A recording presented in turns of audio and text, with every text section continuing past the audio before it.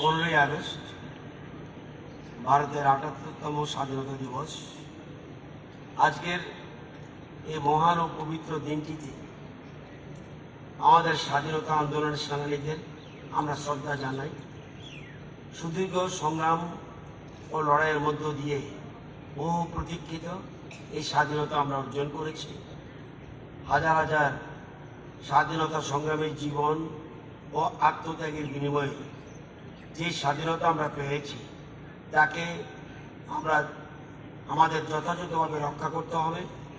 স্বাধীন ভারতে জাতীয় পতাকার সম্মান ও মর্যাদা আমাদের অক্ষুণ্ণ রাখতে হবে। আমাদের মনে রাখতে হবে স্বাধীনতা অর্জন করা যতটা কঠিন, তার চেয়ে অনেক বেশি কঠিন কাজ হলো স্বাধীনতা অক্ষুণ্ণ রাখা। আমাদের প্রতিবেশী রাষ্ট্র বাংলাদেশ, পাকিস্তান ও শ্রীলঙ্কার ঘটনাবলী থেকে আমাদের শিক্ষা নিতে হবে। আমাদের প্রতিবেশী রাষ্ট্র বাংলাদেশে একের পর এক সামরিক অভ্যুত্থান এবং গণ অভ্যুত্থানের ঘটনা ঘটেছে। প্রতিবেশী দেশ শ্রীলঙ্কা এবং পাকিস্তানও অভ্যুত্থানের ঘটনা নির্বাচিত সরকারের পতন হয়েছে। বৈদেশিক সাম্রাজ্যবাদী শক্তি এই সকল ঘটনার সঙ্গে প্রত্যক্ষ এবং অপ্রত্যক্ষভাবে জড়িত ছিল বলে বিশ্ববাসীর দাবি।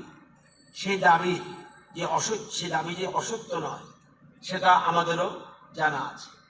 পৃথিবীর বিভিন্ন সমাজবাদী সাম্রাজ্যবাদী শক্তি আমাদের ভারতবর্ষে সার্বভৌমিকতা এবং স্থিতিশীলতাকে নষ্ট করার জন্য বারবার চেষ্টা চালিয়েছে।